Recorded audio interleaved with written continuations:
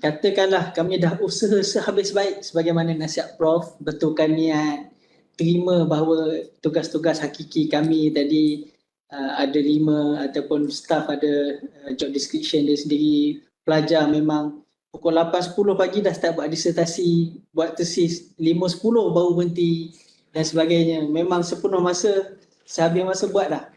Tapi pada masa yang sama, kebiasaannya ISDEF akan panggil bagi tugasan ad hoc. Kemudian universiti juga akan bagi tugasan-tugasan yang difikirkan sesuai, yang mana difikirkan ISDEF boleh membantu. Dan pada masa yang sama, universiti-universiti luar, rakan-rakan kerjasama kita daripada luar negara juga akan meminta kita sampaikan perkongsian kuliah, penyelidikan bersama, penerbitan bersama dan sebagainya lah. Jadi tugasan tu semakin lama semakin banyak sehingga mungkinlah Prof, mungkinlah satu ketika kita akan rasa letih ataupun rasa ya Allah sibuknya lah, padatnya lah masa kan. Kita rasa terkeluar lah juga ataupun tak tertahan lah juga kan. Terkeluar ataupun terfikir macam tu. Rasa tak tertahan dan sebagainya lah. Macam Prof ada sebut tadi kan, lepas dapat tugas lagi, dapat lagi kan. Jadi pada masa yang sama, seingat saya, Prof nasihatkan kami, pernah satu ketika lah, Prof ada cerita pengalaman Prof. Cuma saya tak pasti, Prof sesuai saya sebut nasihat ke ataupun Prof marah kami. Untuk berkata, jangan sekali-kali berkata saya sibuk. Jangan kata saya dah sibuk dah, tak boleh ni dan sebagainya. So mohon juga pendapat Prof berkenaan hal ini Prof. Alright, terima kasih Dr. Syahir. Sebenarnya apa yang cuba Dr. Syahir nak katakan ini bahawa memang sibuk dan kesibukan itu bertambah-tambah. Sama ada secara terancang ataupun yang datang tiba-tiba, yang datang tiba-tiba. Jadi dia ada kena-mengena dengan pengurusan kesibukan lah begitu ya. Dan memang betul lah Dr. Syahir, saya pun dah larang lah jangan sekali-kali menyebut bahawa saya sibuk. Saya sibuk. Saya pun ingat itu. Dan saya sendiri pun tahan. Sebelum mungkin tak mau kata saya sibuk. Ada 2 perkataan yang saya cuba pantang lah. Yang pertama ialah saya sibuk. Yang kedua ialah saya letih. Letih. Oh, saya sibuk sangat ni, Allah, letih lah ya. Untuk letih ni, saya belajar daripada guru saya. Dia tak pernah sekali mengatakan dia letih, walaupun kita tahu dia letih. Kadang-kadang keluar berdakwah, kata dia bangun awal. Dia bangun awal sembahyang tahajud dan sebagainya. Kadang-kadang kami tidur di tempat dia sembahyang. Sebab apa? Nak bangun lebih dahulu daripada dia sebelum dia datang. Supaya tidur tak lena sangat. Tapi bila terjaga, dia dah duduk sembahyang sebelah kita dan dia tak kejut pun. Padahal malam sebelum pada itu, kita sama-sama tidur lewat. Keluar berdakwah, ceramah situ, ceramah sini. Balik kadang-kadang sampai pukul 3, sampai pukul 2. Dan begitulah. Tapi selepas itu pula, selepas solat subuh, secara berjemaah, kita rasa lepas ni boleh tidur lah kot. Dia bawa balik, dia bilang, jom kita pergi jalan-jalan. Dia bawa naik kenderaan, pusing-pusing bandar, semua dalam tu bersembang-sembang lah, bertanya dan sebagainya. Kita boleh bertanya dan terus kita dapat ilmu daripada situ. Balik daripada itu, kemudian makan, breakfast, balik itu barulah boleh rehat sedikit. Dia begitulah kehidupan dia, sentiasa bermusafir. Dan saya nampak dia tak pernah solat secara tamam. Kecuali ada satu peringkat lah, apabila dia di bawah tahanan daerah, maka dia tak boleh musafir lah. Itu dia sembahyang tamam. Tapi kalau tak, dia sentiasa sembahyang jamak dan juga qasar. Begitu. Sampailah dia sakit. Dia tak boleh bercakap. Tak boleh bercakap pun dia nanti akan berusaha juga untuk memberi ilmu, memberi tarbiyah, dan ada interpretasi, ada interpreternya yang menterjemahkan apa yang dia cakap. Walaupun kami tak faham dia cakap, tapi ada penterjemah yang faham.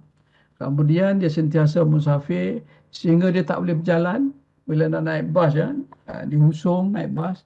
Dalam bas dia duduk dalam keadaan tidur sampai masih lagi tarbiyah, masih lagi bagi ilmu, sehingga akhirnya dia meninggal dalam keadaan bermusafir.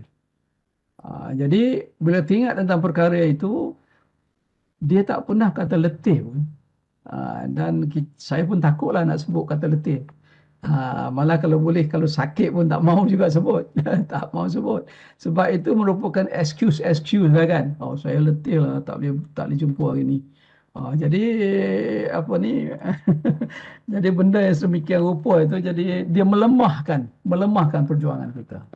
Melemahkan perjuangan kita. Dan pengalaman yang terbaru saya ni, seorang doktor pakar ni. Doktor pakar. Jadi kebetulan ada ahli keluarga saya yang masuk ward secara emergency. Sepatutnya jumpa dia petang lah, malam lah kan, lepas isyak kan, tapi dia tak ada. Bila kami semua dah balik, rupanya dia datang pukul 1. Pukul 1 pagi dia datang untuk tengok dia punya patient. Kemudian dia tanya, kita nak buat operation sekarang boleh tak? Jadi terkejut lah kan. Terkejut, pukul 1:30 nak buat operation, dia pun baru datang, entah dari mana pun tak tahu kan. Ataupun kalau ini dia kata buat esok tak apa, 2:30. Jadi pesakit kata tak apa, besoklah 2:30 lah. Sebab dia pun tak yakin ni 1:30 dia entah apa sehari suntuk dah ni. Tapi dia tak kata dia letih pun. Walaupun nampak dia letih. Ini doktor yang sangat committed. Yang sangat. Hari yang kedua telah operation, dia datang pukul 3 pagi ziarah. Dia bagi check patient dia. Tiba-tiba pukul 3 pagi dia kejut. Dia tengok, doktor. Tak tahu dia tidur ke tak? Wallahualam. Jadi gitu dia punya ni. Kalau itulah perjuangan dia ya, kalau dia niat untuk menyelamatkan pesakit, itu alhamdulillah lah kan. Tetapi kita tak tahulah apa dia punya ni. Kalau kita sedemikian rupa dalam perjuangan kita, dalam apa yang kita lakukan, maka pasti sekalilah Allah akan bagi pertolongan dan bantuan insya-Allah. Jadi saya tak berani cakap sibuk kerana beberapa perkara. Yang pertama, saya takut bila kita kata, saya sibuklah, maka Allah bagi sungguh kesibukan kepada kita. Sama juga kita kata, saya letihlah, maka Allah bagi keletihan kepada kita. Sama juga kita kata, saya sakitlah, Allah akan bagi kesakitan kepada kita. Kerana apa? Ada nas yang kata saya ya. Saya tapi matanya itu, saya pernah dengar Ustaz menceritakan bahawa Allah akan ikut apa yang kita jangka, yang kita sangka. Kan? Maknanya kalau kita sangka aku sakit lah, maka Allah beri kesakitan. Aku sibuk lah, Allah akan bagi kesibukan. Jadi Allah akan kurniakan kepada kita mengikut apa yang kita fikir, apa yang kita cakap, apa yang kita sangka. Jadi kalau kita sebut banyak-banyak, saya sibuk lah, tak boleh jumpa lah, saya sibuk lah. Nanti jumpa datang 2 hari lagi lah, datang 2 minggu lagi lah. Kan? Saya bimbang takut perkara itu menjadi kenyataan kerana kita selalu sebut-sebut, maka Allah kurniakan perkara yang sedemikian rupa. Itu cukup takut, sebab itu kita jaga sungguh-sungguh. Jangan sibuk ya. Kemudian yang keduanya, saya bimbang takut Allah jatuhkan kita ke dalam kategori yang Allah sibukkan dengan hal dunia. Ada juga nas saya rasa ya, yang Allah sebutkan apabila Allah tak suka kepada kita, Allah tak redha kepada kita, Allah sibukkan kita dengan hal-hal dunia, bukan dengan hal-hal akhirat. Itu juga bimbang juga. Jadi kalau sekiranya kita tak sedar bahawa tugasan kita, job description kita, job scope kita itu adalah merupakan alat untuk kita berjuang, kita hanya merupakan itu adalah tugas kita yang biasa saja, dan Allah sibukkan kita dengan perkara-perkara yang sedemikian rupa, itu perkara dunia. Dan oleh demikian kita tak dapat peluang untuk mendapat pahala daripada itu. Jadi itu juga yang kita takutkan itu ya. Kemudian yang ketiga, kita takut kita memperkecilkan kurniaan Allah Subhanahu Wa Taala. Allah bagi tugas, Allah bagi kerja, Allah bagi ini apa semua itu, kerana itu adalah merupakan anugerah dan kurniaan daripada Allah Subhanahu Wa Taala. Jadi kalau kita buat main-main, ya, ataupun kalau kita kata sibuklah saya tak boleh buat, maka kita seolah-olah memperkecilkan kurniaan Allah Subhanahu Wa Taala. Dan yang keempatnya terpasti sekali, Takut-takut kita tidak menghargai peluang yang Allah bagikan kepada kita untuk dapat pahala. Sebaliknya kita dapat dosa. Itu takut tu. Ya. Dan yang kelimanya takut juga. Kita cukup takut kita menolak alat yang Allah bagikan kita untuk kita laksanakan apa yang Allah tuntut. Allah dah bagi alat dah. Bagi tugas kepada kita sebagai alat untuk kita memenuhi tuntutan Allah SWT untuk memperjuangkan Islam, tetapi kita menolak alat tersebut. Itu juga takut juga memang. Dengan alasan kerana kita sibuk. Satu lagi, kita takut secara tak sedar kita menafikan kebolehan. Kita menafikan kelebihan dan juga kapasiti yang Allah kurniakan kepada kita. Allah dah bagikan keperluan kepada kita, ya, kebolehan untuk belajar sampai peringkat sarjana dan PhD. Allah dah bagikan kepada kita fikiran yang boleh mengolah, ya, kajian dan juga penulisan dengan baik. Allah bagikan macam-macam kelebihan dan juga kebolehan kepada kita. Tapi kalau kita tak buat kerana alasan sibuk, maka bimbang takut kita menafikan kebolehan, kelebihan dan kapasiti yang Allah kurniakan tersebut. Yang ketujuh, saya takut kita berburuk sangka dengan Allah Subhanahu Wa Taala.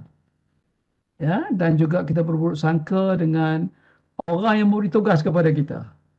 Takut pensyarah kata minggu depan hari Selasa kena siapkan bab yang kedua. Jadi kita pun buruk sangka dengan dia. Dengan orang, dengan penyelia kita sendiri. Apalah dia ni saja tekan saya lah, torture saya lah, begini-begini kan. Buruk sangka, mungkin dia tak suka kat saya. Macam-macam lah boleh kita fikirkan tentang perkara itu. Sama juga seorang bos macam pengarah Dr. Syahir nanti bagi tugasan kepada seseorang, sama ada pensyarah ataupun kepada staf. Jadi mungkin buruk sangka, apalah Dr. Syahir ni. Sikit-sikit saya. Orang lain tak buat pun, tak bagi pun kerja. Jadi buruk sangka dah kan. Tambah-tambah lagi buruk sangka kepada Allah Subhanahu Wa Taala. Buruk sangka kepada Allah Ta'ala, itu yang kita bimbang, ya.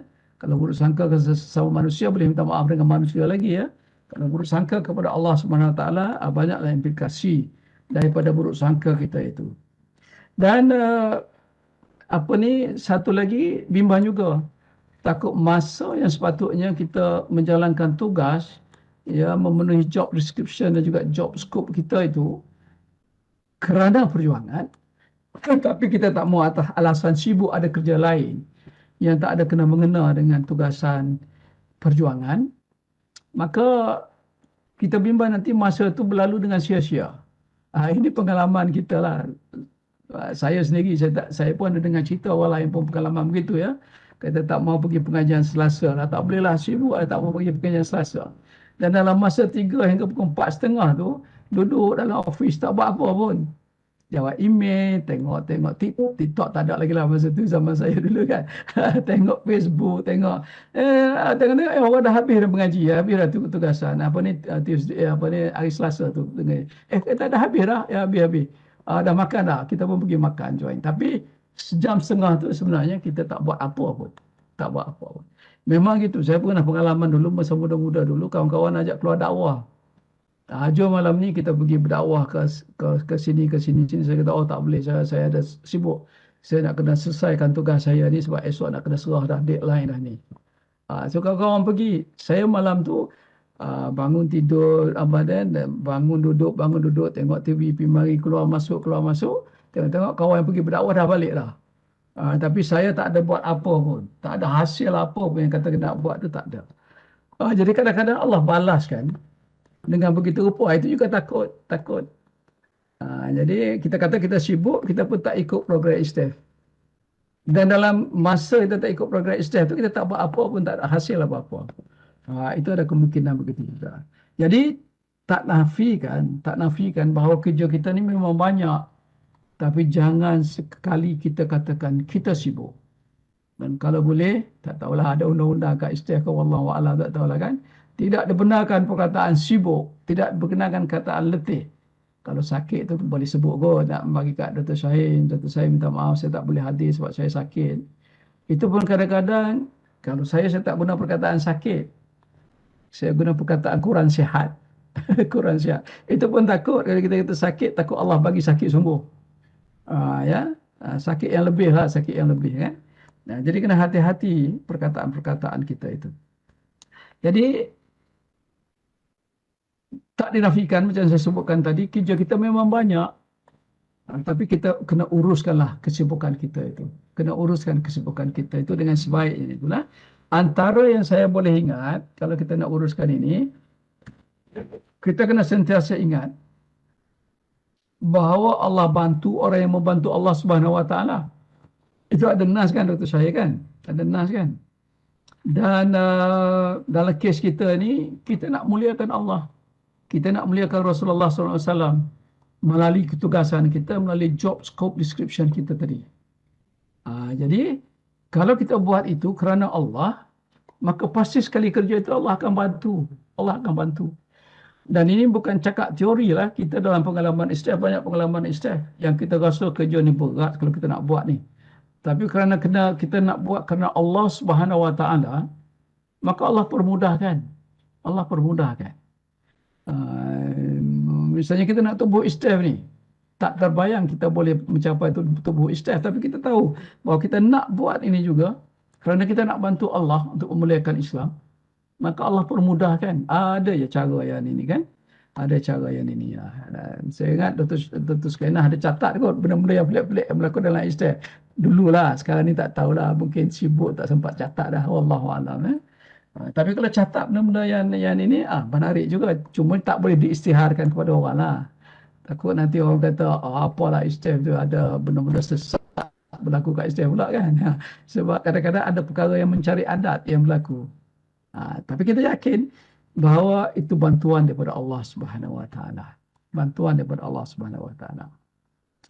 Kemudian yang kedua, kita kena sentiasa sedarlah bahawa setiap saat kita kena setiap saat memang kita disuruh untuk gunakan untuk taat kepada Allah Subhanahu Wa Taala dan mencapai misi Allah Subhanahu Wa Taala. Jadi kena sentiasa ingat tentang perkara yang semikian rupa. Jadi kalau ada dapat tugasan, fikir ini peluang untuk beribadah kepada Allah Subhanahu Wa Taala, untuk mencapai misi daripada Allah Subhanahu Wa Taala. Dan yang ketiganya, kita kena sentiasa ingat bahawa setiap waktu dalam kita nak menguruskan kesibukan kita itu, sebelum kita menjalankan apa-apa tugas, jangan lupa untuk memperuntukkan sedikit masa untuk menghubungi Allah Subhanahu Wa Taala. Sama ada dengan berzikir, dengan berdoa, ya, dengan berbanyak-banyak dengan Allah, memohon kepada Allah agar Allah bantu dalam kita menjalankan tugasan dan job dan skop ini. Dalam menulis misalnya kan, menulis mayalah hajat 2 rakaat sebelum menulis. Berdoalah kepada Allah sebelum memulakan type kan.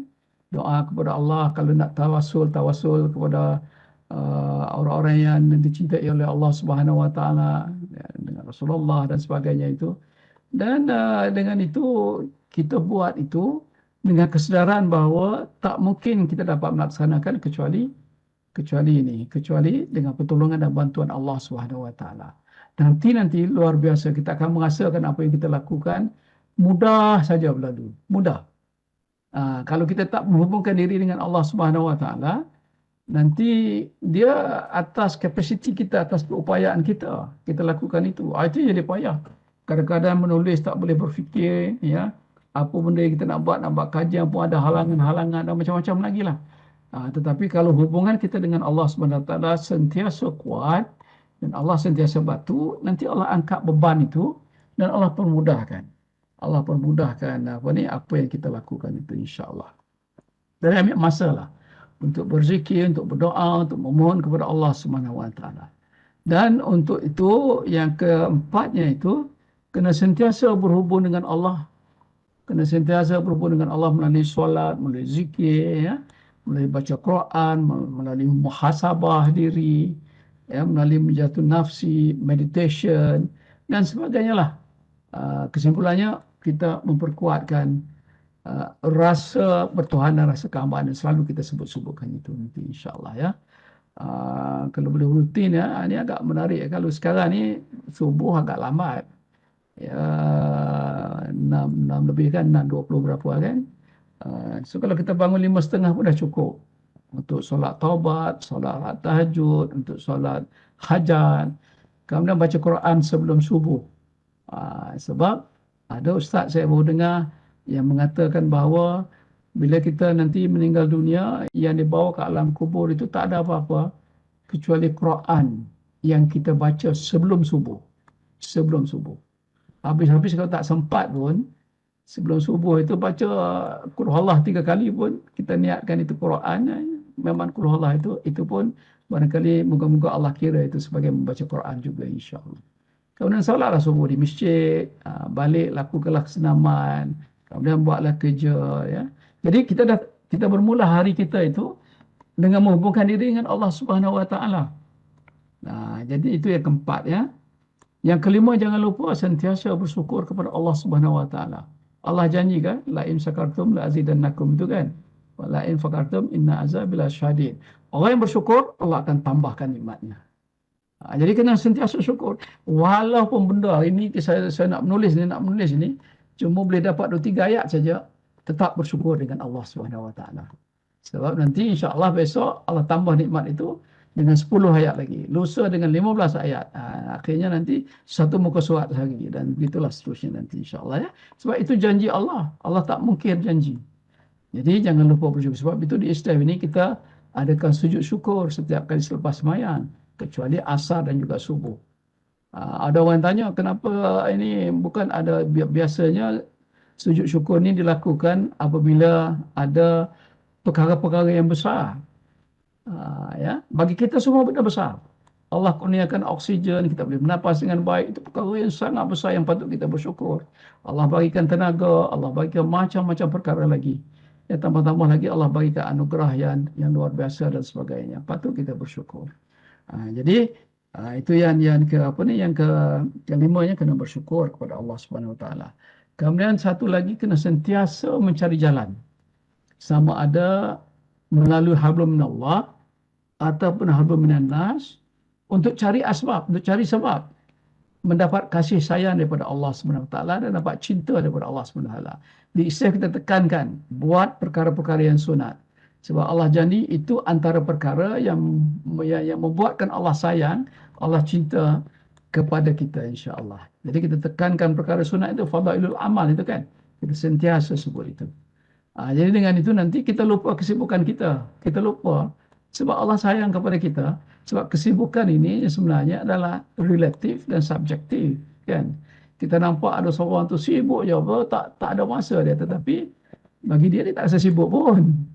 Sebab Allah tak tanamkan rasa kesibukan dalam diri dia itu. Jadi itu antara perkara-perkara yang rohani lah, ya. Tapi yang berbentuk fizikal perlu juga teknikalnya. Dari segi teknikal kita kena prioritize, menyusun keutamaan kerja kita, tugas kita.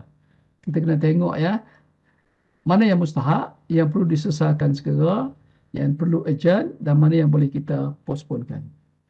Jadi kalau boleh setiap malam kita dah fikir esok aku nak buat apa. Esok aku nak buat apa. Senaraikan. Sekarang ini senang dalam handphone kita boleh tulis reminder, kan. Tugas-tugas kita 1, 2, 3, 4. Cek selalu. Apa lagi yang belum selesai. Mana yang dah lama dah tertunggu. Dan begitulah seterusnya. Ya, insya-Allah kita prioritizekan. Susunkan mana yang dahulu didahulukan secara sistematik, insya-Allah. Secara sistematik. Kemudian selain daripada itu, kena jaga diri juga. Jaga diri maksud sini, jaga diri fizikal kita, jaga diri spiritual kita, jaga diri emosi kita. Emosi kita. Yang fizikal tu, itu yang kita sibuk wai takun tu, kan. Yang sibuk wai takun tu, kalau mana paling kurang setiap hujung minggu, kan. Kalau mampu setiap pagi nanti, insya-Allah. Jadi sebab itu saya tekankan sungguh yang fizikal ini. Sebab daripada pengalaman saya selama taklah, kalau kerja tahun 81 dalam 40 tahun begitu, ya. Nak kata sibuk, ya, dan lalai dengan tugas, tak kata sibuk lah. Lalai dengan tugas-tugas, pergi lagi situ, lagi sini, lagi situ, lagi sini, memang sungguh pun. Biasanya kalau waktu office tu memang tak boleh buat kerja peribadi. Bila orang dah balik semua daripada office, barulah dalam pukul 6 gitu, barulah boleh buat kerja peribadi. Boleh buat kerja peribadi. Kemudian balik rumah bolehlah buat sikit kerja peribadi malam. Begitu ya. Dan terlupa sebab balik dah maghrib, malam buat kerja lagi.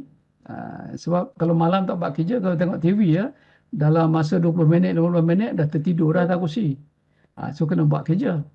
Jadi tak ada masa untuk exercise langsung. Dalam 40 tahun lebih tu. Bila dah pencen tu baru sedar, oh aku ni tak ada exercise tu, dah penyakit pun dah mula datang dan sebagainya tu kan. Jadi saya merasa wah aku ni berdosa dengan warga Istef ni. Sebab tidak menekankan kepada benda yang memang Allah suruh jaga, fizikal ini kan. Memang Allah suruh jaga. Jadi dengan izin Allah Subhanahu Wa Taala berjumpalah dengan yang sesuai. Dan alhamdulillah sekarang ni kita merancang untuk pergi Taiwan ni bulan 7. Ada tu saya. Siapa nak pergi bolehlah bulan 7 nak pergi ziarah Mahaguru Waitaku ini. Dia orang Islam. Dan kita pergi dengan orang bukan Islam, nanti kita baca Yasin, kita tahlil kat situ, nanti tengok macam mana kan reaksi orang bukan Islam. Mungkin dia tertarik dengan Islam sebagai dakwah. Dan tambah lagi Waitaku ini majoritinya orang bukan Islam.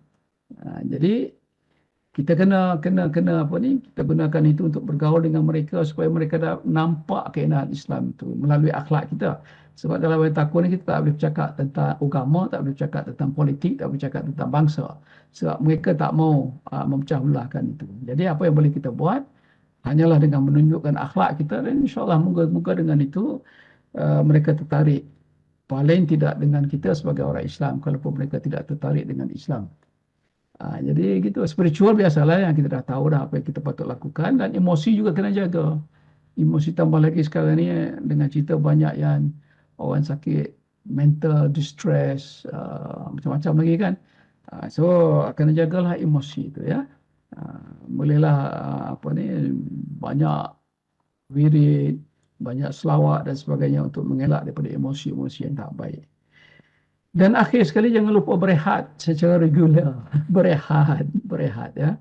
Berehat. Jangan kerja je daripada pagi sampai petang, malam kerja lagi, besok pagi kerja lagi. Ada yang tak tidur malam ya. Ada yang bangun awal kerana nak buat kerja dan sebagainya. Jangan seksakan diri. Daripada pengalaman saya sejak belajar dulu sampai sekarang, saya tak pernah bangun malam kerana nak buat kerja ataupun nak belajar. Saya tidur macam biasa, bangun macam biasa, buat kerja macam biasa aja. Jadi kena rehat, kena jaga, regular lah ya. Misalnya Allah dah atur kan, sebelum Zuhur kena rehat. Sebab itu Dr. Zakaria ambil tu sungguh-sungguh. Dia sebelum Zuhur tu memang dia tidurlah sekejap. Cuma masalahnya ada dalam kalangan kita, terutama saya ya, bila tidur tu tak boleh tidur sekejap, jadi lama. Sebelum Zuhur patutnya qaulullah kan, jadi bangun puasa lambat pula sembahyang Zuhur. Jadi itu pun kena jagalah. Jadi kalau sebelum Zuhur tu dia panggil qaulullah, sebab Zuhur pun dapat pahala juga tidur sekejap. Rehat.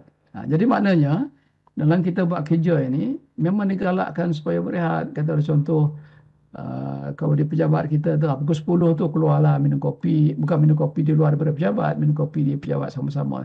Saya ingat di U-Science dulu. U-Science zaman saya dulu, zaman muda tu. Pukul 10 ini pengarah dia akan keluar duduk ramai-ramai dekat staf. Buat kopi masing-masing, duduk situ dalam 10-15 minit, kemudian masuk balik buat kerja balik. Dia berehat ya. Jadi tak stres lah. Jadi elok jugalah kalau dapat aturkan keadaan kita berehat. Tambah lagi ada kerja seminggu, berehat lagi, kerja sebulan, berehat lagi. Dengan cara masing-masing lah bagaimana nak berehat itu supaya menenangkan fikiran. Jadi kalau kita dapat melakukan perkara-perkara sedemikian sebagai pengurusan kesibukan kita, maka insya-Allah kita akan merasa tenang.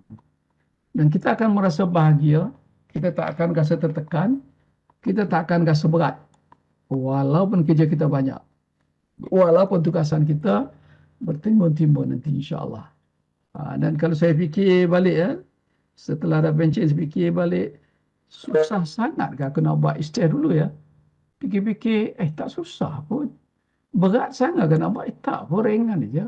Adakah masalah-masalah yang besar? Tak ada. Tak ada masalah langsung, ada masalah tapi boleh diatasi. Tak boleh buat kerja yang